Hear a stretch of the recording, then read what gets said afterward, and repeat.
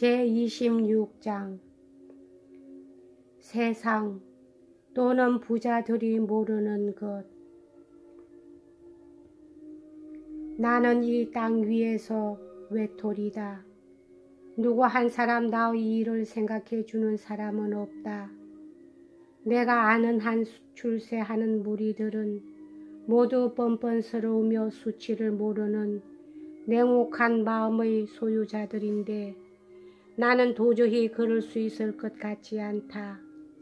그들이 나를 미워하는 것은 내가 너무나 사람이 좋기 때문이다. 아, 머지않아 나는 죽어버리리라.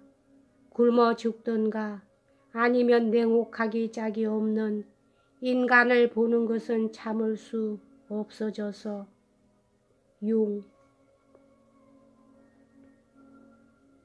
줄리앙은 서둘러서 옷에 솔질을 하고 아래로 내려갔다.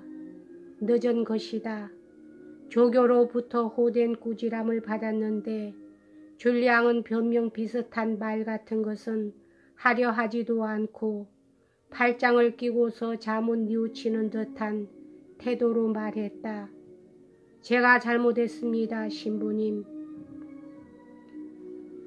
이 첫 대답은 대성공을 거두었다.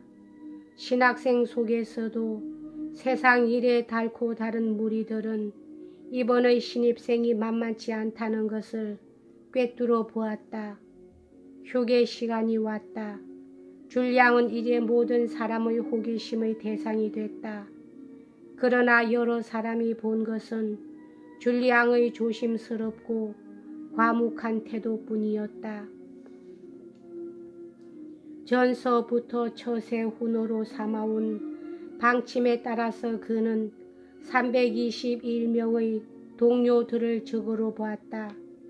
여러 사람 가운데서도 가장 위험스럽게 생각되는 사람이 삐라르 사제였다. 며칠 뒤 줄리앙은 고해 사제를 한 사람 선택하지 않으면 안 되었다. 명부 하나를 받았다. 아니 나를 대체 어떻게 생각하고 있는 거야? 고해를 한다는 것에 어떤 의미가 있는지 내가 모른다고 생각하고 있는 모양이지. 속으로 이렇게 생각하면서 그는 삐라르 사제를 선택했다. 자기 자신은 깨닫지 못하고 있었으나 이 행위는 그에게 결정적인 의미를 지니고 있었다. 베르에르 태생의 아주 어린 신학생으로서 첫날부터 줄리앙에게 우정을 보여준 사나이가 부교장인 가스타네드 사제를 선택한 편이 아마 현명했으리라고 가르쳐 주었다. 가스타네드 신부는 삐라르 신부와는 서로 적이야. 장세니스트의 혐의를 받고 있다고 교장은 말하고 있어. 젊은 신학생은 줄리앙의 귓가에다 입을 갖다 대고 이렇게 속삭였다. 자기 자신은 아주 신중하게 군다고 생각하고 있었지만 입학 당초의 우리 주인공의 행동은 만사가 이 고해 사제의 선택처럼 그야말로 경솔하기 짝이 없었다. 공상가들에게 흔히 있는 제 나름의 자부심에 얽혀 자기는 야무진 위선자라고 생각하고 있었다. 뿐만 아니라 어처구니 없게도 이런 비열한 수단으로 성공한다는 것에 양심의 가책을 받기까지 하고 있었다. 무정한 일이로군. 이것이 나의 단 하나의 무기란 말인가. 세상이 세상이고 보니 나는 적을 앞에 두고 눈부신 활약을 하여 나의 빵을 얻었을 뿐이다. 줄리앙은 자기의 행동에 만족하고 자기의 주위를 둘러보았다. 겉으로 보기에는 이곳도 저곳도 다 덕행 그 자체였다. 신학생 가운데 10명가량은 그야말로 성자다운 생활을 하고 있어 성 데레사라든가 아페닌 산맥의 베르나 산상에서 성헌을 받았을 때의 성 프란시스처럼 신의 모습을 볼 때가 있다고 한다. 그러나 이것은 대단한 비밀로서 그의 친구들도 숨기고 있는 일이었다. 그들 신을 본 경험이 있다는 가련한 젊은이들은 언제나 병실에 들어박힌 채였다. 또 다른 100명가량의 학생들은 굳은 신앙심을 갖고 있는 외에 지칠 줄 모르는 정력을 보이는 무리들이었다. 그들은 병에 견딜 만큼 공부를 하고 있지만 이렇다고 내세울 만큼 대단한 것을 익히는 것은 아니었다.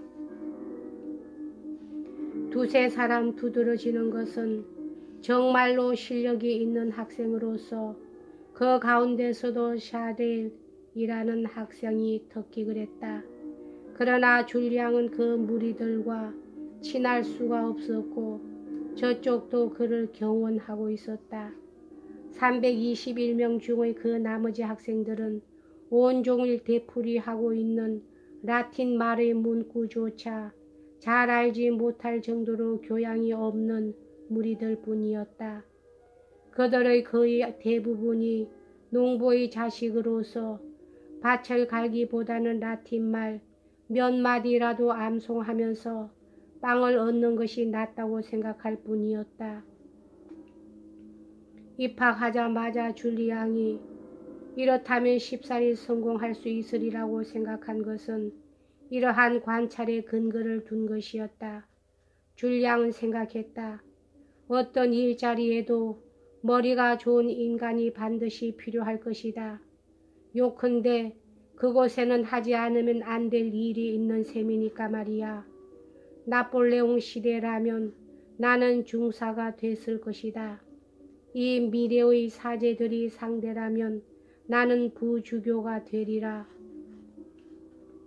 이 가련한 무리들은 아이적부터 날품으로 살아왔고 이곳에 오기 전에는 대용 우유와 검은 빵만으로 살아온 것이다.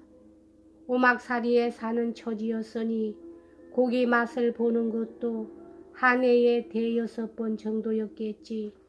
전쟁이야말로 휴식할 때라고 생각한 로마의 군사들과 같이 이 촌농부들에게 신학교의 생활은 극락처럼 좋기 짝이 없을 것이란 말이야. 줄리앙이 그들의 둔한 눈초리 속에서 읽을 수 있는 것은 식사 뒤의 생리적 만족감, 그리고 식사를 기다리고 있을 때의 형이하적인 즐거움뿐이었다. 줄리앙이 그들 사이에 섞여서 두각을 나타내게 될 상대들이란 실로 이러한 무리들이었다. 단지 줄리앙도 몰랐고 또 다른 인간들이 가르쳐 주려고도 하지 않은 일이 하나 있었다.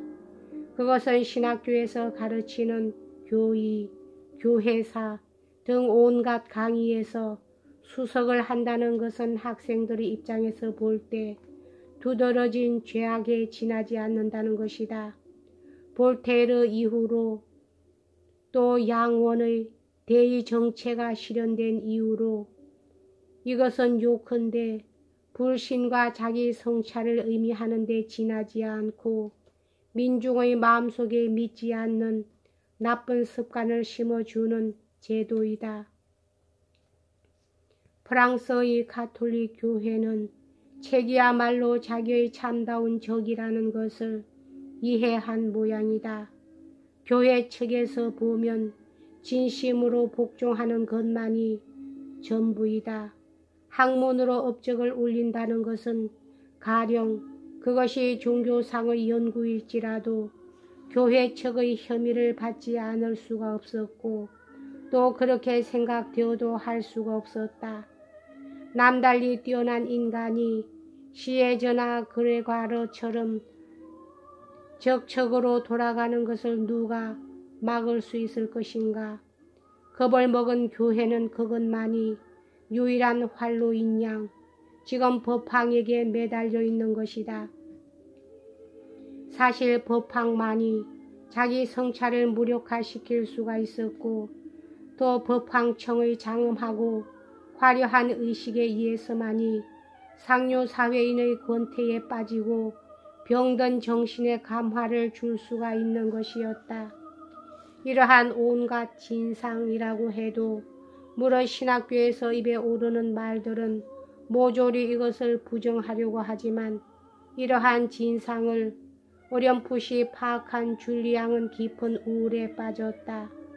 그는 열심히 공부하여 성직자로서 필요한 지식을 순식간에 배워버렸으나 그것은 전부가 허위에 찬 일로 생각되었고 아무런 흥미도 가질 수가 없었다. 그저 그 밖에는 할 일이 없다고 생각했기 때문에 공부했을 뿐이었다. 나는 이 세상에서 잊혀진 인간일까? 이런 생각이 들 때도 자주 있었다. 그는 삐라르 사제가 디종의 소인이 찍힌 편지를 이미 몇 통 받아 그것을 불살라 버렸다는 것을 알 까닭이 없었다. 그것은 얼핏 보기에 그야말로 매끈한 문장 속에 아주 열렬한 정열을 감춘 편지였다. 깊은 회한이 연정을 억누르려고 싸우고 있는 것이 보였다. 그만한 게 다행이었지. 그 청년이 사랑한 여자는 적어도 불신앙자는 아니다. 삐라르 사제는 이렇게 생각하는 것이었다. 어떤 날 삐라르 사제는 아무래도 눈물 때문에 글씨가 반쯤 흐려져 버린 듯이 여겨지는 한 통의 편지를 뜯었다. 영원한 이별을 구하는 편지였다. 줄리앙에게 이렇게 말하고 있었다. 주님의 인도에 따라 나는 겨우 과오 그 자체를 미워하게끔 되었어요. 그러나 나에게 과오를 범하게 한 그 사람을 미워할 마음은 터럭것 많지도 없으며 그 사람이야말로 나에게 있어서 이 세상에서 가장 소중한 분이라는 사실에는 변함이 없어요. 괴로운 일이지만 나는 체념하기로 했어요. 그렇다고는 하나 보시다시피 눈물이 흘러 어쩔 수 없는 형편이에요. 나에게는 아이들에 대한 의무가 있고 그리고 당신도 그처럼 사랑해준 아이들의 일, 그 애들의 구원을 우선 생각하지 않으면 안 될 거예요. 공정하시고 그러나 두려운 천주님도 이것으로 이미 어머니의 죄의 보복을 아이들 위에 내릴 수는 없으리라고 믿어요. 안녕, 줄리앙님. 누구에 대해서도 절대로 공평함을 잃지 마시기를 부탁드려요. 이 편지의 끝부분께는 거의 읽어볼 수 없을 정도였다. 주소는 디종으로 되어 있었는데 줄리앙이 회답을 내지 않을 것을 바랐고 그렇지 않으면 최소한 정숙한 부인으로 되돌아간 여자가 얼굴을 붉히지 않고 읽을 수 있는 사연만을 써주시기 바란다고 쉬어 있었다. 여기까지 하겠습니다.